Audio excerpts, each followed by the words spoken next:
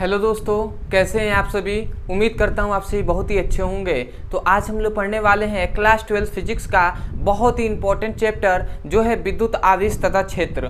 तो ये हम पहला चैप्टर है क्लास 12 फिजिक्स का। तो आज से हम क्लास 12 फिजिक्स का एक एक करके वीडियो को अपलोड किया जाएगा और बहुत ही आसानी से आपको प्रत्येक वीडियो का प्रत्येक टॉपिक आपको अच्छे से समझ में आ जाएगा। तो चलिए दोस्तों हम देख लेते हैं, ठीक है। तो सबसे पहले हम चैप्टर का नाम देख लेते हैं। सबसे पहले चैप्टर का नाम है विद्युत आवेश तथा क्षेत्र, ठीक है। तो विद्युत आवेश तथा क्षेत्र चैप्टर का नाम है। तो सबसे पहले इसमें हम देखते हैं कि विद्युत है क्या। सबसे पहले ये हम जानेंगे कि विद्युत है क्या, इसके बारे में हम चर्चा करते हैं। तो सबसे पहले हम देखते हैं विद्युत,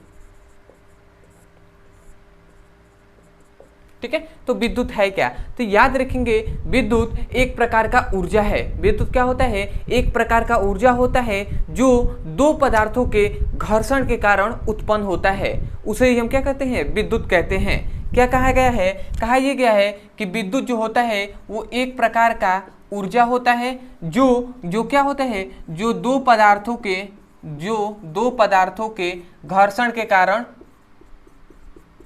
उत्पन्न होता है, उसे ही हम क्या कहते हैं, विद्युत कहते हैं। तो यहां से आपको डेफिनेशन याद रखेंगे विद्युत का कोई डेफिनेशन आपसे पूछ दे, परिभाषा पूछ दे कि क्या होता है विद्युत का परिभाषा, तो आप क्या कहेंगे, विद्युत एक प्रकार का ऊर्जा है जो दो पदार्थों के घर्षण के कारण उत्पन्न होता है, उसे ही हम क्या कहते हैं, उसे हम विद्युत कहते हैं। अब भैया दो पदार्थों का मतलब, यदि एक ये पदार्थ है और एक ये पदार्थ है, जब इन दोनों के बीच क्या होगा, इन दोनों के बीच घर्षण होगा तब विद्युत उत्पन्न होता है। जैसे कि आसमान में हम देखते हैं कि जब क्या होता है, आसमान में जब बारिश होती है, ठीक है, तो क्या होता है, जब दो बादल आपस में टकराते हैं या दो से अधिक बादल आपस में टकराते हैं तो उनके बीच घर्षण होता है। उनके बीच जब दो बादलों के बीच घर्षण होता है तो क्या होता है, बिजली चमकती है। ऐसे बिजली क्या होती है, ऊपर से आसमान से क्या होती है, एक लाइट की तरह आती है हमारी पृथ्वी पर, ठीक है। तो ये क्या है, ये एक प्रकार का विद्युत ही है, ठीक है। तो आशा करते हैं विद्युत का डेफिनेशन आपको याद हो गया होगा। तो मैं एक बार और बोल रहा हूं, विद्युत का डेफिनेशन क्या कहेंगे, विद्युत एक प्रकार का ऊर्जा है जो दो पदार्थों के घर्षण के कारण उत्पन्न होता है, उसे विद्युत कहते हैं, ठीक है। तो सबसे पहले हम इसका डेफिनेशन लिखते हैं, डेफिनेशन लिख लेते हैं, उसके बाद हम जानेंगे कि विद्युत की उत्पत्ति कैसे हुई, ठीक है। तो सबसे पहले हम ये देखते हैं, डेफिनेशन हम यही लिखेंगे कि विद्युत एक प्रकार का ऊर्जा है जो दो पदार्थों के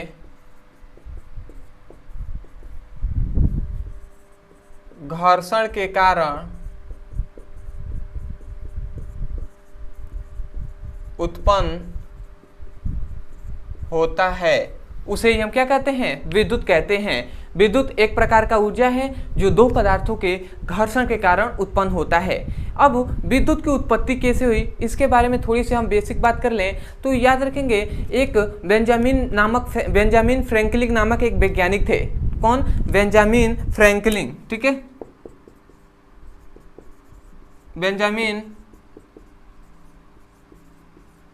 बेंजामिन फ्रैंकलिन नामक एक वैज्ञानिक थे, ठीक है। बेंजामिन फ्रैंकलिन नामक एक वैज्ञानिक थे और ये क्या कर रहे थे, ये आसमान में क्या कर रहे थे, पतंग को उड़ा रहे थे। जब पतंग को, एक काइट्स को उड़ा रहे थे, ये क्या कर रहे थे, पतंग को उड़ा रहे थे, ठीक है। जब ये पतंग को उड़ा रहे थे, ठीक है, ये यहाँ पे पकड़े हुए थे और पतंग को उड़ा रहे थे, तब बिजली, जब दो बादल आपस में टकराए तो घर्षण के कारण क्या हुआ, आसमान से कुछ लाइट्स की तरह क्या हुए, जैसे हम कहते हैं कि बिजली चमक रही है, वैसे ही लाइट्स की तरह वो चमकी।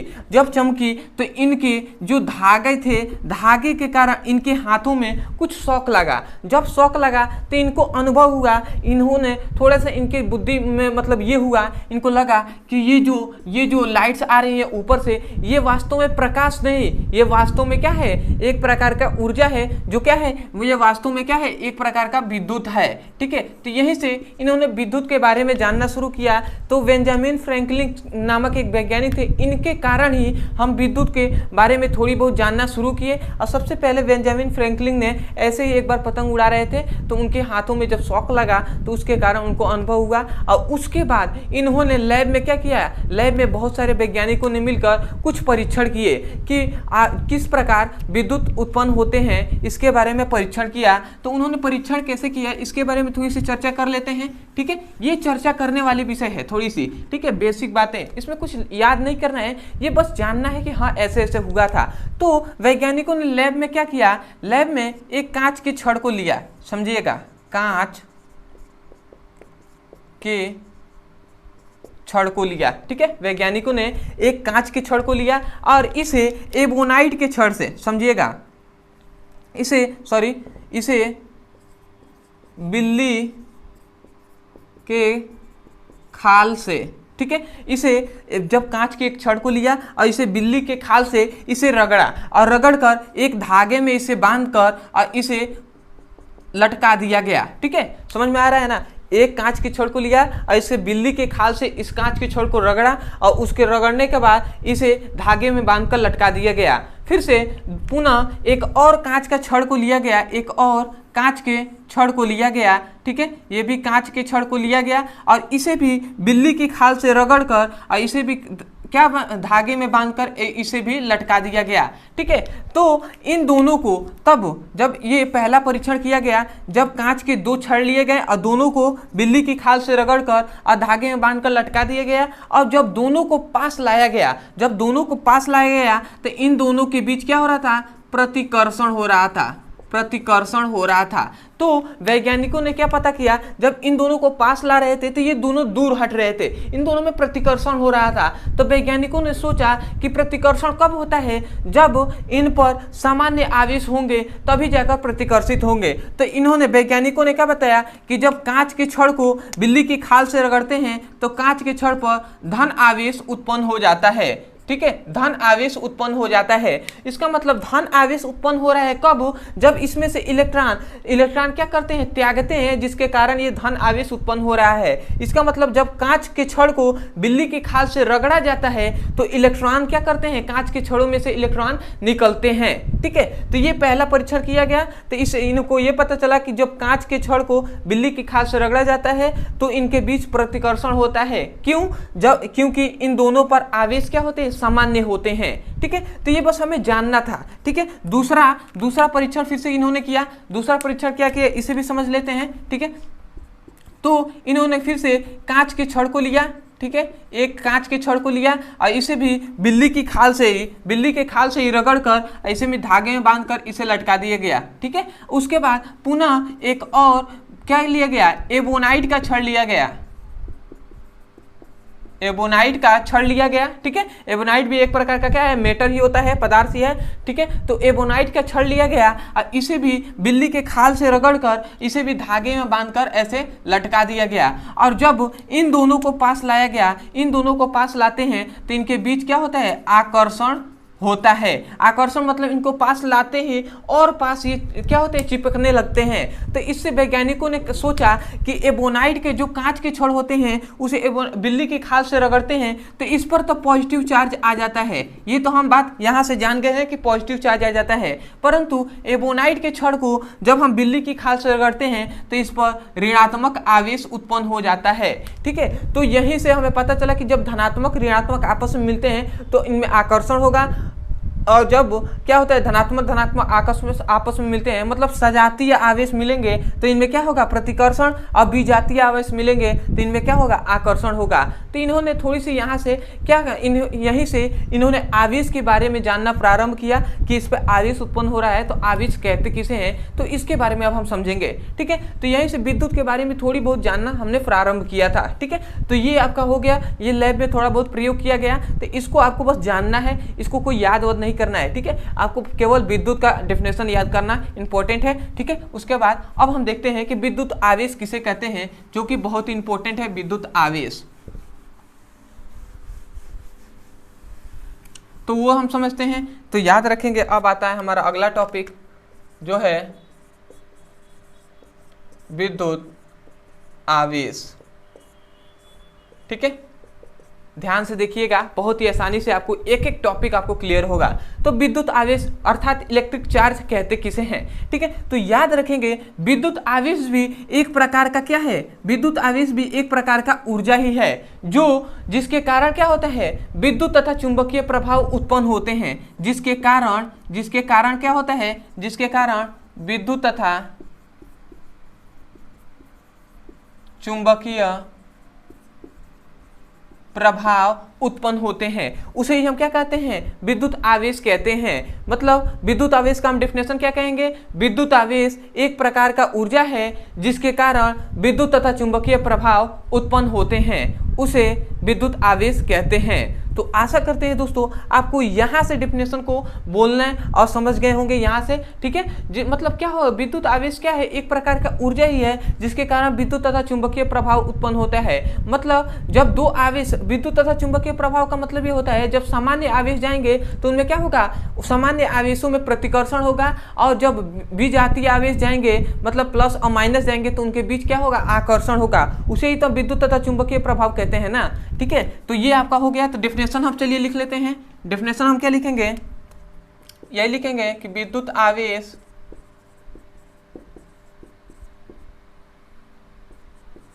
एक प्रकार का ऊर्जा है जो दो पदार्थों के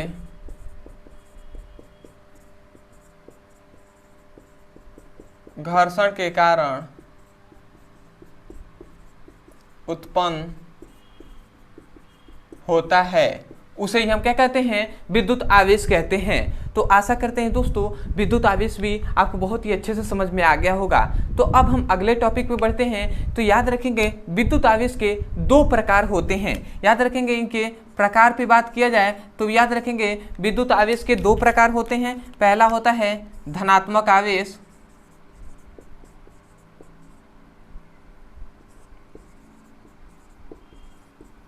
ठीक है, और दूसरा होता है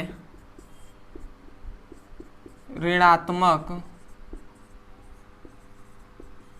आवेश, ठीक है। तो धनात्मक आवेश और ऋणात्मक आवेश किसे कहते हैं, तो याद रखेंगे जो पदार्थ मतलब घर्षण के कारण, समझिएगा जब दो पदार्थ आपस में टकराते हैं तो उनके बीच घर्षण होता है। मतलब दो पदार्थों के घर्षण के बाद जो पदार्थ अपने इलेक्ट्रॉन को त्यागता है, ठीक है, जो पदार्थ अपने इलेक्ट्रॉन को त्यागता है उस पदार्थ पर धनात्मक आवेश उत्पन्न हो जाता है। तो उस पर जो आवेश उत्पन्न होगा उसे हम धनात्मक आवेश कहेंगे। और जब दो पदार्थों के बीच घर्षण होता है तो जो पदार्थ इलेक्ट्रॉनों को ग्रहण करता है, मतलब दूसरे किसी से इलेक्ट्रॉन को लेता है, तो उस पर जो आवेश, उस पदार्थ पे जो आवेश उत्पन्न होता है उस आवेश को ऋणात्मक आवेश कहते हैं। समझ में आया? मतलब कहा जा रहा है कि दो पदार्थ आपस में घर्षण होगा, ठीक है, इनके बीच क्या हो रहा है, घर्षण हो रहा है। तो घर्षण होगा तो जो पदार्थ है ये अपने इलेक्ट्रॉन को यहाँ से दे रहा है, मतलब ये त्याग रहा है। तो ये जब देगा, ये देने वाला है और ये लेने वाला है, ठीक है। तो ये जो देगा, जो इलेक्ट्रॉन को देता है उस पर पॉजिटिव चार्ज मतलब धनात्मक आवेश उस पर उत्पन्न हो जाएगा, तो इस पर प्लस आवेश उत्पन्न हो जाएगा। और जो इलेक्ट्रॉन को ग्रहण करेगा, जो लेगा, उस पर ऋणात्मक आवेश उत्पन्न हो जाता है उस पदार्थ पर, ठीक है।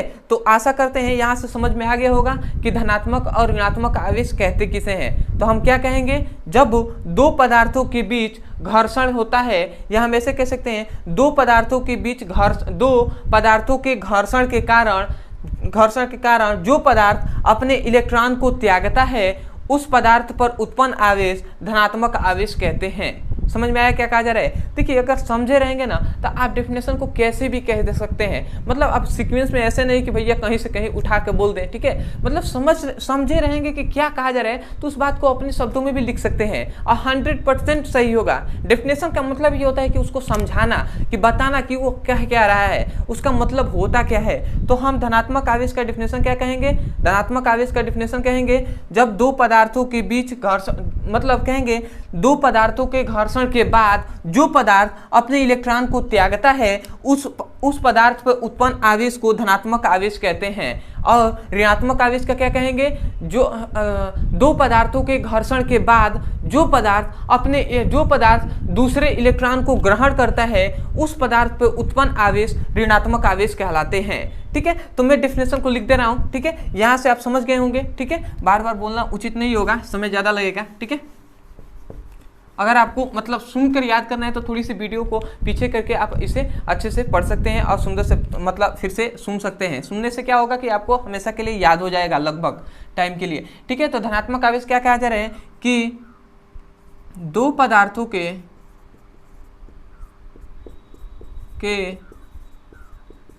घर्षण के बाद, ठीक है, दो पदार्थों के घर्षण के बाद जो पदार्थ अपने इलेक्ट्रॉन को त्यागता है उस पदार्थ पर उत्पन्न आवेश क्या कहलाते हैं? धनात्मक आवेश कहलाते हैं। ठीक है, तो धनात्मक आवेश क्या कहा जा रहा है? जब दो पदार्थों के घर्षण के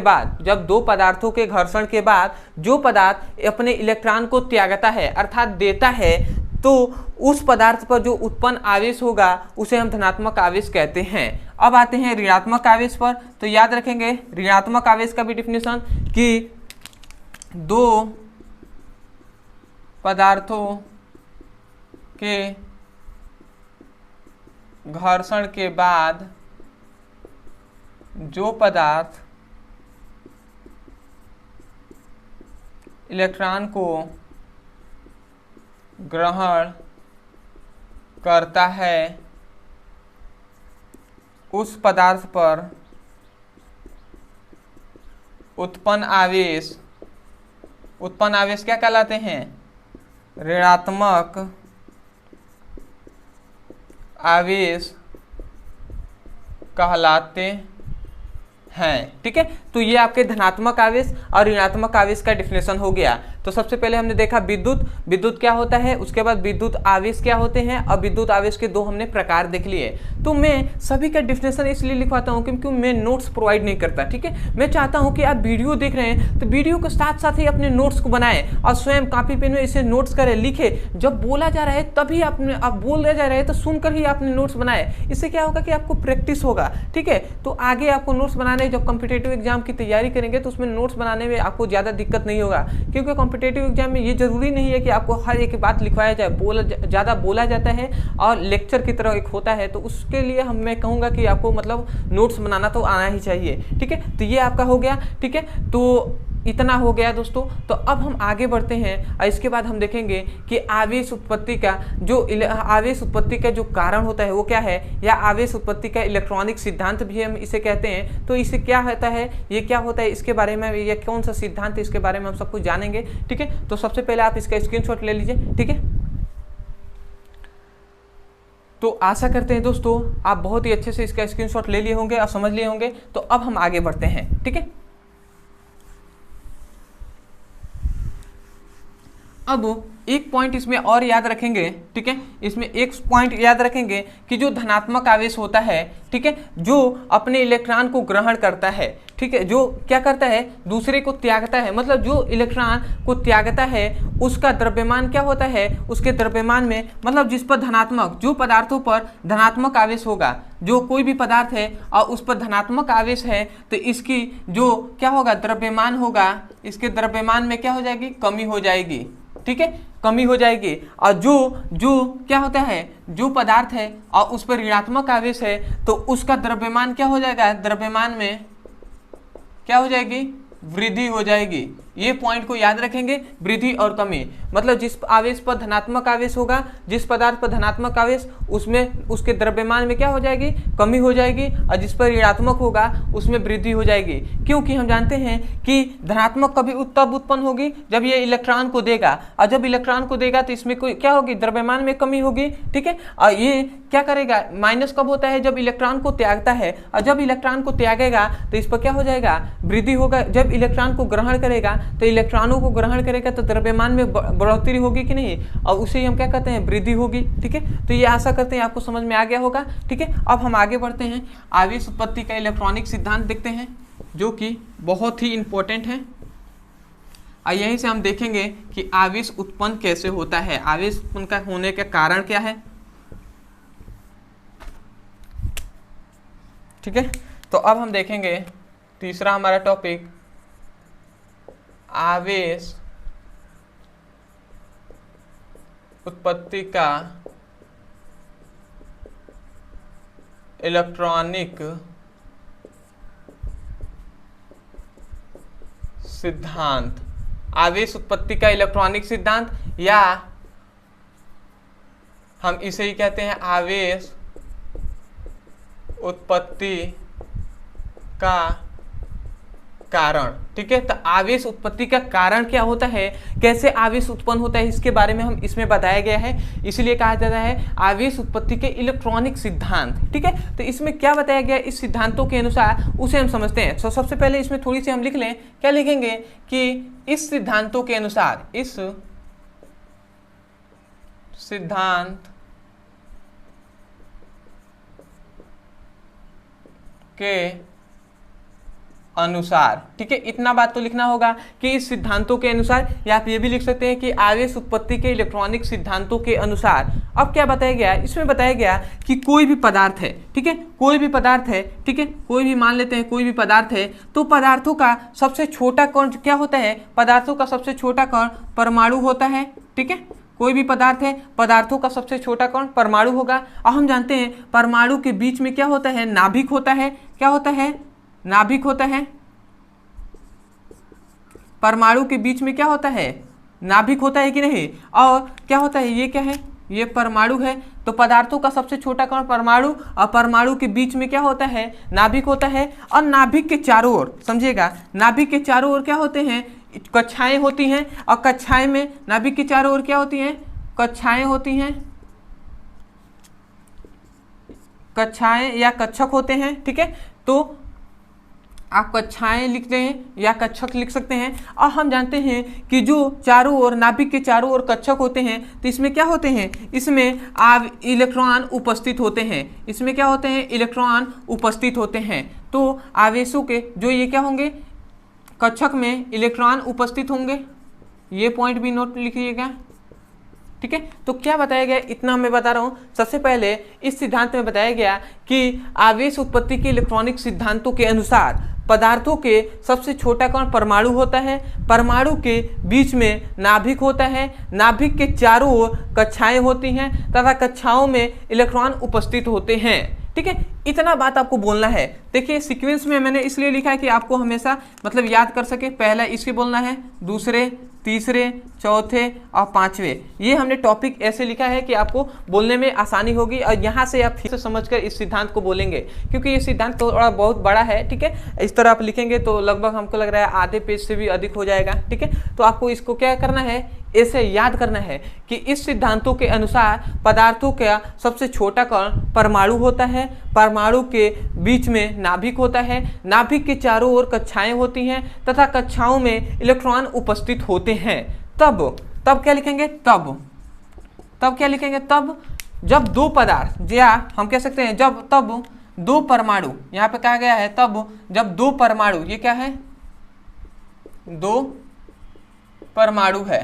ठीक है, तब जब दो परमाणुओं के बीच क्या होता है, जब दो परमाणुओं के बीच घर्षण होता है, जब दो परमाणुओं के बीच घर्षण होता है, तो जो पदार्थ जो परमाणु अपने इलेक्ट्रॉन को देता है, जो परमाणु अपने इलेक्ट्रॉन को देता है उस पर क्या आ जाता है, धनात्मक आवेश उत्पन्न हो जाता है। और जो परमाणु इलेक्ट्रॉन को ग्रहण करता है उस पर ऋणात्मक आवेश उत्पन्न हो जाता है।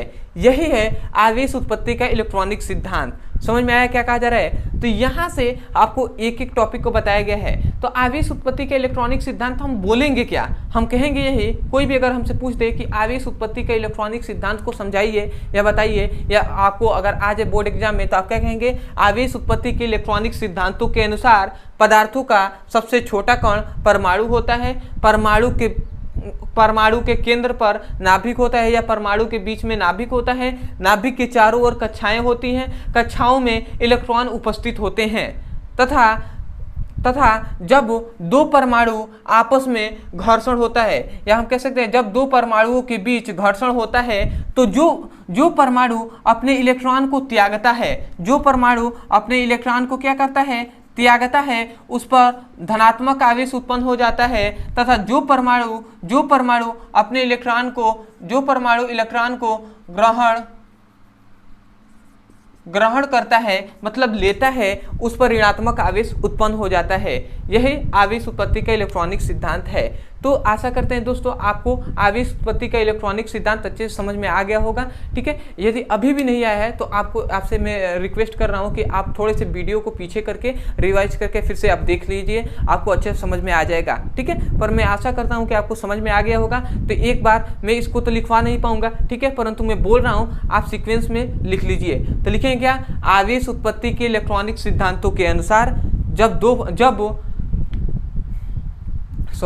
आप लिखेंगे आवेश उत्पत्ति के इलेक्ट्रॉनिक सिद्धांतों के अनुसार पदार्थों का सबसे छोटा कण परमाणु होता है, परमाणु के केंद्र में नाभिक होता है, नाभिक के चारों ओर कक्षाएं होती हैं, कक्षाओं में इलेक्ट्रॉन उपस्थित होते हैं।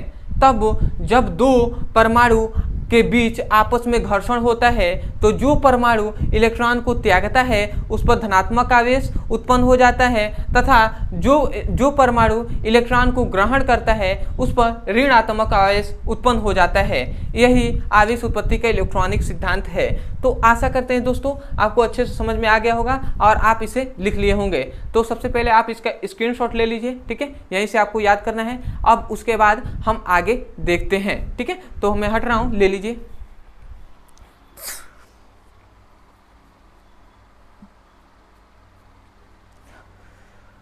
तो आशा करते हैं दोस्तों आपको बहुत ही अच्छे से आवेश उत्पत्ति के इलेक्ट्रॉनिक सिद्धांत समझ में आ गया होगा।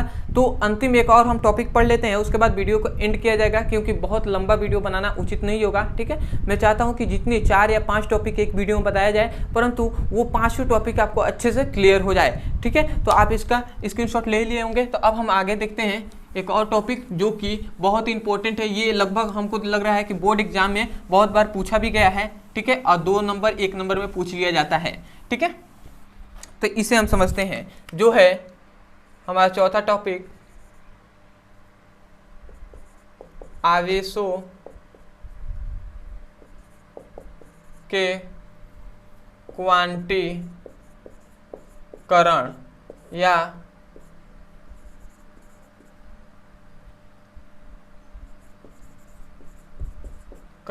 ठीक है। तो आवेशों का क्वांटीकरण या क्वांटमीकरण क्या होता है इसके बारे में समझते हैं। किसी बुक में क्वांटीकरण और किसी बुक में क्वांटमीकरण दिया है, तो ये दोनों बात एक ही है। तो ये इसका मतलब क्या है इसके बारे में हम समझते हैं। तो इसका कभी भी डेफिनेशन आ जाता है कि आवेशों के क्वांटमीकरण का डेफिनेशन लिखिए, तो इसे आप इंपॉर्टेंट डाल लेंगे, ठीक है, नोट्स में इंपॉर्टेंट लिख लेंगे, ठीक है, क्योंकि इसे याद करना आपके लिए बहुत ही मतलब इंपॉर्टेंट हो जाता है बोर्ड एग्जाम के लिए। ठीक है, तो याद रखेंगे आवेशों का क्वांटमीकरण में हमें ये बताया गया था, यहाँ पे मान लेते हैं कोई भी पदार्थ है, इसमें हमें यह बताया गया है कि कोई भी पदार्थ है, ठीक है, तो पदार्थ हो है तो इस पर आवेश दिया गया होगा, ठीक है, इस पदार्थ पर कुछ आवेश होगा, जो कुल आवेश होगा इस पदार्थ पर, कोई भी पदार्थ है तो उस पर आवेश होगा ना, तो किसी भी पदार्थ पर जो कुल आवेश होते हैं वह उसी पदार्थ के 1 इलेक्ट्रॉनों के पूर्ण गुणज होते हैं। समझ में आया क्या कहा जा रहा है? नहीं समझ में आया? देखिए यहाँ पे आवेशों के क्वांटीकरण में हमें एक फॉर्मूला दिया गया था, Q = Ne, ठीक है, ये हमें फॉर्मूला दिया गया था, जहां Q क्या है, जहां Q याद रखेंगे कुल आवेश है, समझिएगा Q क्या है, कुल आवेश है, N क्या है, N यहाँ पे पूर्णांक है, जो N है पूर्णांक है।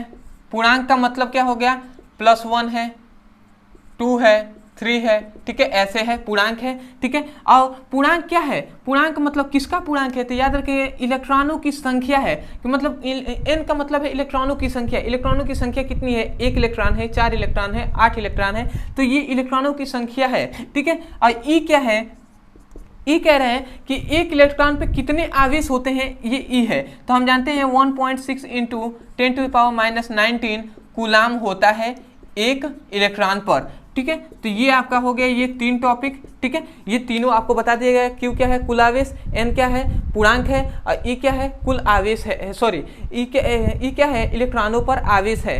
तो कितना होता है, 1.6 × 10⁻⁹ कूलाम होता है। तो यहीं से हम क्या कहेंगे, यहीं से हम क्या करेंगे, डेफिनेशन को बोलेंगे। डेफिनेशन को क्या कहा गया था कि किसी पदार्थों पर कुल आवेश उस पदार्थ पे उपस्थित एक इलेक्ट्रॉन का पूर्ण गुणज होता है। समझ में आया क्या कहा जा रहा है, उसी पदार्थ के एक इलेक्ट्रॉनों का पूर्ण गुणज होता है। ये एक इलेक्ट्रॉनों पर आवेश है ना, ठीक है। तो यहीं से हम कहेंगे, ठीक है। तो एक बार और मैं बोल रहा हूं, आप लिखिए, लिखेंगे क्या, किसी पदार्थों पर कुल आवेश उस पदार्थ पे उपस्थित एक इलेक्ट्रॉनों का पूर्ण गुणज होता है। समझ में आया क्या कहा जा रहा है। तो सबसे पहले आपको ये बोलना है, दूसरे में ये, और तीसरे में यहाँ बोलना है। तो एक बार और मैं बोल दे रहा हूँ, लिखिए, क्योंकि मैं चाहता हूँ कि वीडियो के देखते देखते आपको समझ में आ जाए, ठीक है। रटना नहीं पड़े, आपको समझ के यहाँ से याद कीजिएगा, ठीक है। किसी भी जो भौतिक राशि होता है या कोई भी डेफिनेशन किसी का भी याद करते हैं तो हम उसको फिगर से या फॉर्मूले से याद करते हैं। तो हम क्या कहेंगे, किसी पदार्थों पर कुल आवेश उस पदार्थ पे उपस्थित एक इलेक्ट्रॉन का, सॉरी, किसी पदार्थों पर कुल आवेश उस पदार्थ पे उपस्थित एक इलेक्ट्रॉन का पूर्ण गुणज होता है। यहाँ पे कुछ नहीं, पूर्ण गुणज का मतलब क्या है, इनके बीच कुछ नहीं है तो गुणा है ना, तो इसीलिए कहा जा रहा है पूर्ण गुणज होते हैं, ठीक है। तो यहीं से एक बार और मैं बोल दे रहा हूँ, किसी पदार्थों पर कुल आवेश उस पदार्थ पर उपस्थित एक इलेक्ट्रॉन का पूर्ण गुणज होता है, ठीक है। तो आशा करते हैं दोस्तों आप अच्छे से समझ गए होंगे और लिख लिए होंगे। इसका कहने का मतलब क्या था, कहने का मतलब ये आवेशों का क्वांटमीकरण में मतलब ये है कि जो इलेक्ट्रॉन होंगे ना वो नियत होंगे, ठीक है। इलेक्ट्रॉन नियत होंगे का मतलब, मान लेते हैं जो इलेक्ट्रॉनों की संख्या, मतलब जो आवेश होंगे वो मतलब एक इलेक्ट्रॉन हो सकते हैं, ठीक है। जो क्या होंगे, 2 इलेक्ट्रॉन हो सकते हैं, ठीक है। जो आवेश क्यू होंगे वो 5 इलेक्ट्रॉन हो सकते हैं, ठीक है, 5 इलेक्ट्रॉन हो सकते हैं। ऐसा नहीं कि कोई भी आवेश होगा वो 3/4 इलेक्ट्रॉन हो जाएगा। तो ऐसे मतलब पूर्णांकों के रूप में होंगे, 1, 2, 3, 5 ऐसे हो सकते हैं, ये नहीं कि 3/2 हो सकते हैं। मतलब पूर्णांकों जो आवेश होते हैं उसको विभाजित नहीं किया जा सकता। यही इसमें बताया गया है आवेशों का क्वांटमीकरण में, कि आवेशों को विभाजित किया नहीं जा सकता, आवेशों को विभाजित नहीं किया जा सकता, यही कहा गया है। तो आवेशों को क्वांटमीकरण में हमने क्या बताया था, किसी पदार्थों पर कुल आवेश उस पदार्थ पे उपस्थित एक इलेक्ट्रॉन का पूर्ण गुणज होता है। तो मैं यहाँ पे लिख दे रहा हूं, लिखेंगे क्या, किसी पदार्थों पर कुल आवेश उस पदार्थ पर उपस्थित एक इलेक्ट्रॉन का पूर्ण गुणज होता है, ठीक है। तो यही है आपका डेफिनेशन, किसी पदार्थों पर कुल आवेश उस पदार्थ पर उपस्थित एक इलेक्ट्रॉन का पूर्ण गुणज होता है। इस टॉपिक पर हमने इतना ध्यान क्यों दिया और इतनी बार आपको डेफिनेशन इसलिए बताया कि ये टॉपिक को बहुत लोग कंफ्यूज रहते हैं, बहुत लोग समझ ही नहीं पाते ये कहा क्या जा रहा है, ठीक है। और डेफिनेशन को ऐसे ही रट्टा मार के याद करते हैं। इसलिए मैं चाहता हूँ कि मैंने आपको इतना विस्तार में बताया कि आपको समझ में आ जाए और डेफिनेशन को आप यहाँ से बोलकर आपको याद कर लें। और मैं आशा करता हूँ कि आपको बहुत ही अच्छे से समझ में भी आ गया होगा, ठीक है। और बोर्ड एग्जाम के लिए इंपॉर्टेंट है ये है, ठीक है। तो आपको आशा करते हैं दोस्तों कि बहुत ही अच्छे से आपको समझ में आ गया होगा। तो मैं यही कहूँगा कि क्लास 12th फिजिक्स के लिए आपको डिस्क्रिप्शन में लिंक दिया जाएगा प्लेलिस्ट का, उस लिंक पे क्लिक करके आप चैप्टर वाइज सीक्वेंस में एक एक करके पार्ट 1, पार्ट 2, पार्ट 3 करके आप एक एक करके वीडियो को पढ़ सकते हैं और अपने सुंदर से नोट्स बना सकते हैं। और यदि वीडियो से आपको कुछ सीखने को मिला है तो हमारे चैनल पर सबसे पहले अगर नहीं जुड़े हैं तो चैनल से हमारे जुड़ जाइएगा, चैनल को जाकर सब्सक्राइब कर लीजिएगा। और जब चैनल को सब्सक्राइब कीजिएगा तो हमें कमेंट सेक्शन में जरूर बताइएगा कि आपको वीडियो कैसा लगा। इससे ये होगा कि हमें पता चलेगा कि हाँ आपने चैनल को सब्सक्राइब किया है, ठीक है, चलिए दोस्तों आज के लिए इतना ही, परंतु अंत में जाने से पहले ये कहूँगा कि यदि आपको कोई भी टॉपिक फिजिक्स, केमिस्ट्री, बायोलॉजी के समझ में कोई भी टॉपिक समझ में नहीं आता है तो उस टॉपिक का नाम लिखिए यूट्यूब पर और अंत में हमारे चैनल का नाम लिख दीजिए, वीडियो वहाँ से भी मिल जाएंगे, आप वहाँ से भी जाकर अच्छे से पढ़ाई कर सकते हैं और अपने सुंदर से नोट्स बना सकते हैं। अदरवाइज डिस्क्रिप्शन में लिंक है, वहाँ से भी जाकर आप सीक्वेंस में वीडियो को पढ़ के अपने सुंदर से नोट्स बना सकते हैं। तो चलिए दोस्तों आज के लिए इतना ही, मिलते हैं अगली वीडियो में, तब तक के लिए धन्यवाद। जय हिंद, जय भारत।